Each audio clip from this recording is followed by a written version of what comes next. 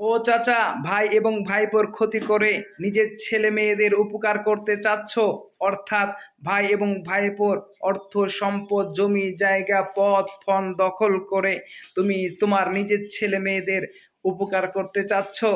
মনে রাখবে, মৃত্যুর পর কাল কিয়ামতের মাঠে ওই ছেলে মেয়ে তোমার কোনো উপকার করতে পারবে না, বরং বলবে আমার পিতামাতা অন্যায় করেছে আমার চাচাদের সাথে, আমার পিতামাতাকে জাহান্নামে দাও, আমাদের বাঁচিয়ে নাও।